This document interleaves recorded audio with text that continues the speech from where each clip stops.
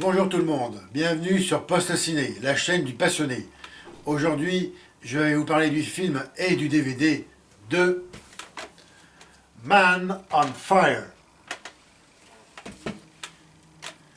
L'histoire. Le Mexique est en proie à une vague d'enlèvements sans précédent. Face au danger, certaines familles aisées engagent des gardes du corps pour assurer la protection rapprochée de leurs enfants. C'est dans ce contexte lourd de menaces que débarque à Mexico l'ancien agent de la CIA John Creasy, appelé par son vieil ami Rayburn. Ce dernier se voit proposer un job inattendu, bodyguard de la petite Lupita Ramos, fille de l'industriel Samuel Ramos. La fille précoce, pleine de curiosité et de vitalité, insupporte John par ses questions personnelles. Pourtant, au fil des jours, Lupita, dit Pita, parvient à percer ses défenses. Après bien des années, celui-ci retrouve le goût de vivre. C'est alors que Pita est kidnappé, bien que grièvement blessé. Creasy se lance à la poursuite des ravisseurs. Inflexible, il remonte la piste, se jurant de retrouver sa protégée. Le début est assez lent, je dirais, au démarrage. Il prend son temps, en fait, de bien mettre en scène les différents personnages. Il prend aussi son temps dans eh bien, la psychologie qui est développée particulièrement entre le garde du corps Creasy et la petite fille.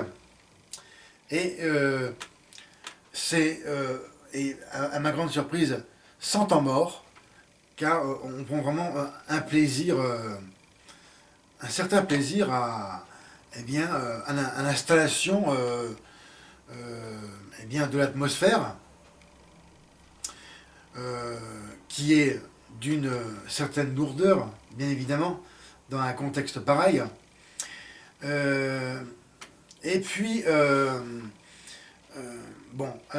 ce John Creasy, c'est-à-dire un ancien tueur pour la CIA, c'est quand même pas rien. Voilà, on prend vraiment le temps. Certains diront, ben ouais, c'est long pour que ça démarre. Mais croyez-moi, même si on peut avoir cette impression-là, pour moi, eh bien, c'est pas du tout, ça n'a pas été d'un ennui particulier. Et ceci jusqu'à la scène de l'enlèvement, où pour moi, eh bien, ce film est divisé en deux parties. L'avant, bien sûr, et l'après enlèvement, qui est eh bien, un film plus action, hein, avec moult eh bien, pétaradades et explosions. Au-delà de ça, je pourrais dire aussi que c'est un genre d'analyse sociale aussi. Faut pas oublier que le Mexique, je ne dis pas qu'il fait partie du tiers-monde, mais c'est un pays quand même, je pense, en voie de développement, même si c'est pas vraiment le terme correct, c'est quand même, ça reste un pays pauvre. D'ailleurs, on voit bien dans le film la ville de Mexico, là où se passe l'action. Certes, il y a des quartiers riches, mais beaucoup de quartiers pauvres. Et j'ai trouvé vraiment bien que ça a été bien filmé, tout ce qui est eh bien, oui, les plans de la ville, qui est quand même une mégalopole, il me semble, de 10 millions d'habitants, ou quelque chose comme ça. C'est vraiment une ville tentaculaire. L'atmosphère du film est vraiment eh bien, vraiment, on ressent ce qu'a voulu eh bien, essayer de transmettre le réalisateur de par sa photographie qui est vraiment, j'ai trouvé, excellente. Hein, on passe des plans chauds, hein, je veux dire des couleurs chaudes, hein, colorées, avec celles de la nuit froide, et à la fin, encore des couleurs plus froides et tempérées par tout ce qui est eh bien, la grisaille. Voilà. Pour parfaitement illustrer cette fin. Hein. Alors, le jeu des acteurs, bah, j'ai vraiment trouvé Washington, Denzel de son prénom, casser la baraque. Hein. Il s'est vraiment bien investi dans son rôle. Il joue vraiment, eh bien, vraiment excellemment. Par moment, d'ailleurs, il m'a fait penser au personnage dans Training Day, hein, qu'il avait tourné quelques années auparavant. Il faisait ce flic pourri, hein, c'est un ripou. Là, j'ai retrouvé un peu sa gestuelle et sa façon de faire à un certain moment, quand il passe à la vitesse supérieure pour retrouver ces affreux personnages. La petite qui interprète Lupita Dipita joue vraiment bien pour une enfant de son âge. Même bon, si pour moi, j'ai jamais été vraiment sensible au jeu des enfants dans un film. Là, je reconnais que oui, vraiment, c'est une gosse surdouée. Et en plus, ce film ne tombe jamais dans la mièvrerie. Hein, enfin, je veux dire, ça pourrait tout de suite vraiment être très enfantin, les relations entre c'est une gamine de cet âge et son garde du corps. Mais là, en fait, ce qui est surprenant, c'est que non, elle a des répliques d'adultes. C'est ça qui est étonnant. Les autres personnages, bon, j'ai trouvé le personnage secondaire comme Christopher Walken et Mickey Rourke, même s'ils ont peu de temps de dialogue, ils jouaient bien. Mickey Rourke, c'était avant qu'il devienne vraiment eh bien, un cousin des frères Bogdanov. Il n'y avait pas encore la tête de Playmobil, mais on voyait déjà que bon, ça devait sniffer du rail. Pas mal à cette époque, déjà. Quant aux autres aussi, bien ceux qui interprètent les rôles du père et de la mère, par contre là, ben, je les ai pas trouvés convaincants. Déjà, donc, les acteurs, je ne connaissais pas. Et ben, je sais pas, ça sonne pas vraiment juste leur interprétation. Les méchants sont vraiment parfaitement recrutés. Ils ont des gueules pas possibles. Et le grand méchant du film, donc le kidnappeur qui organise tout ça, il a pas en fait une si sale gueule. Hein. C'est assez étrange. Il pourrait être aussi une victime. Et bon, quand on regarde dans les bonus, on apprend plus de choses sur son personnage. Je ne vous en dis pas plus. Et je peux dire aussi que ce film est une certaine analyse sociale de la société, en l'occurrence mexicaine, où en fait les pauvres eh bien, prennent par la force aux riches. Voici ce que je peux dire là-dessus. Même bien sûr si ben, les pauvres sont les méchants, mais euh, c'est paradoxal, je dirais. Bien, maintenant je vais vous parler du casting du film. Alors c'est réalisé par le regretté Tony Scott, frère de Ridley, hein, qui s'est suicidé il y a quelques années. Alors je le répète, avec dans les rôles principaux Denzel Washington, alors la petite Dakota Fanning, qui fait la petite Lupita, et Christopher Walken, Mickey Rourke pour les plus importants. Bon, c'est un film genre thriller, action, hein. C'est les deux genres. Américain. Il faut savoir qu'il est interdit au moins de 12 ans lors de sa sortie en salle. Sorti d'ailleurs en 2004 au cinéma. Date de sortie DVD le 31 août 2008 et le Blu-ray le 16 mars 2011.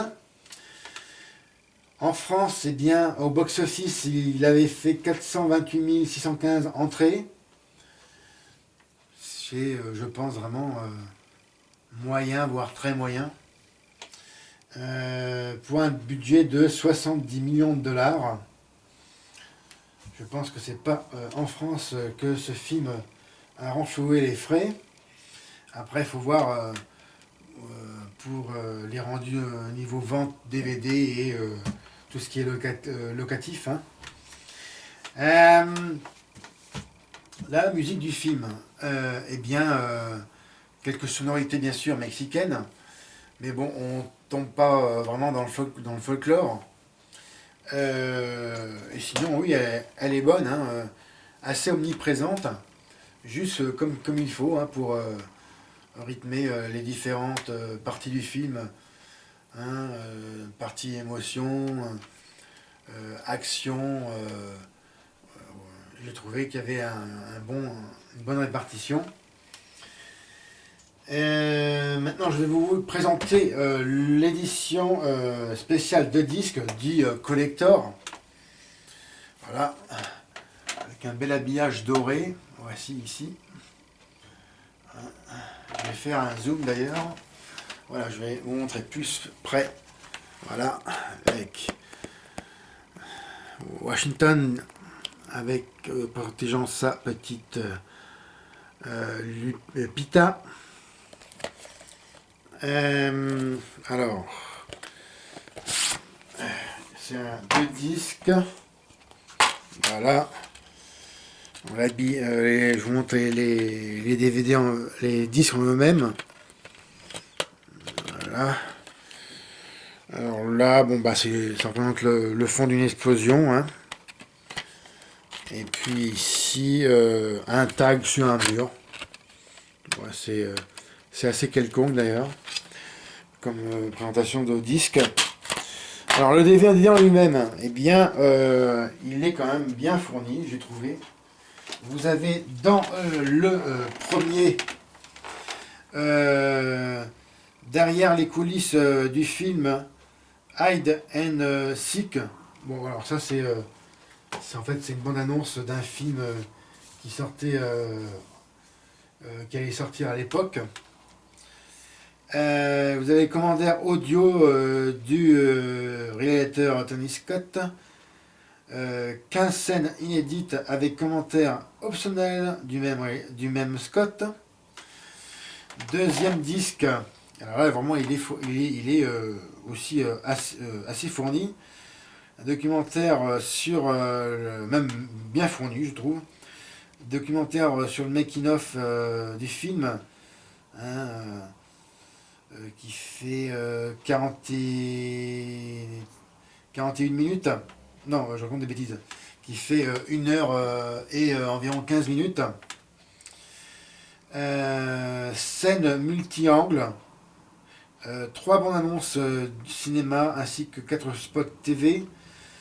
Vidéoclip de Oi Como Va de Kinky, le storyboard de Scott sur la scène de l'enlèvement et la galerie de photos.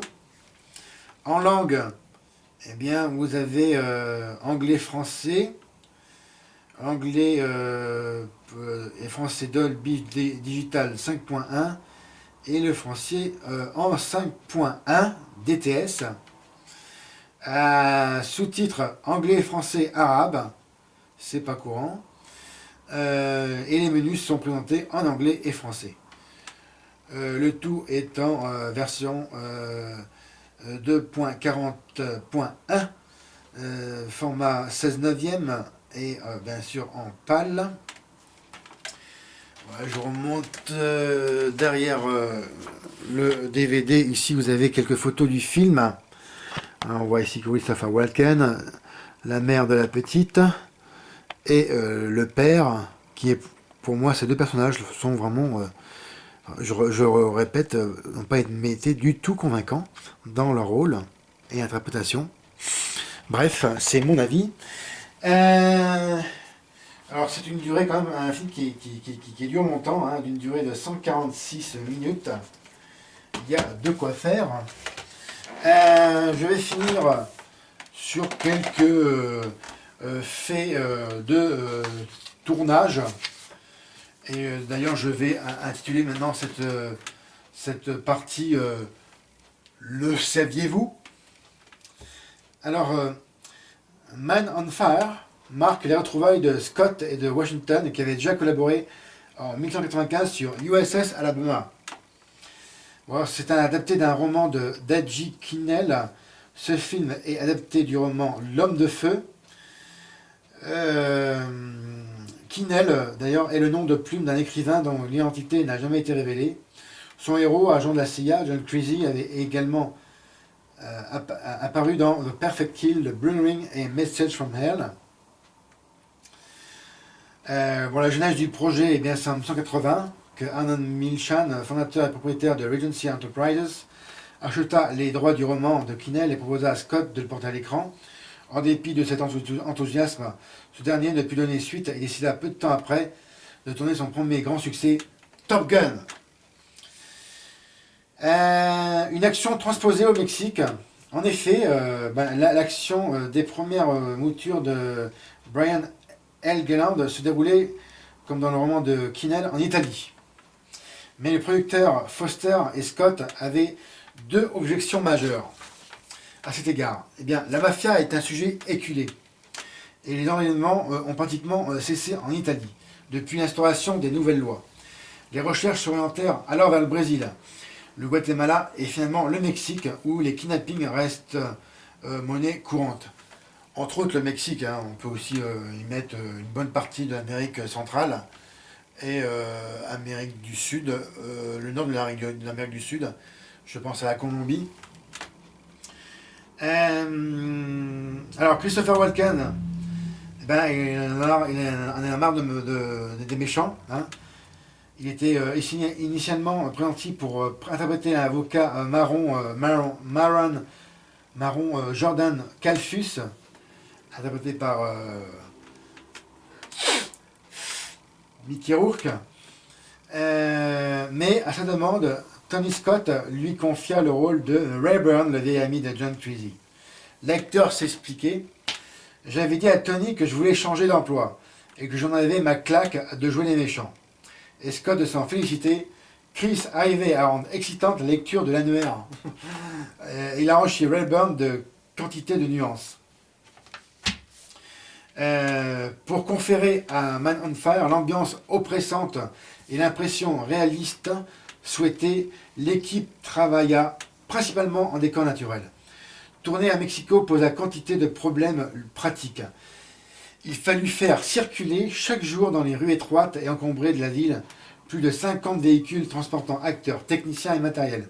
En outre, les grèves générales sont un risque quasi permanent et la bureaucratie est d'une extrême lourdeur. Chacun des 17 arrondissements de Mexico constituant un fief en soi. Ils ont eu du courage.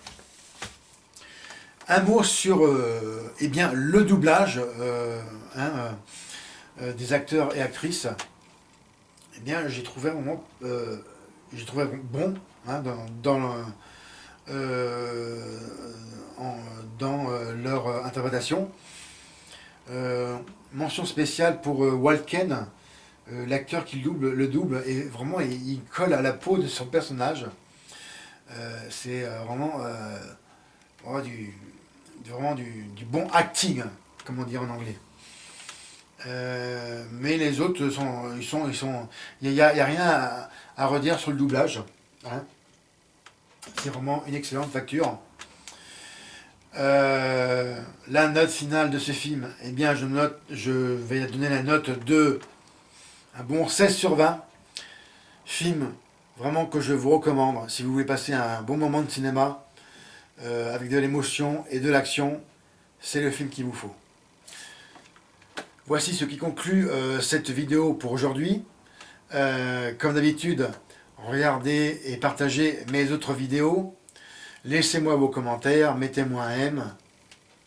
Et encore mieux, abonnez-vous à ma chaîne. C'était Fred. Bye. Et n'oubliez pas les descriptions de ma vidéo juste en dessous dans la rubrique à propos.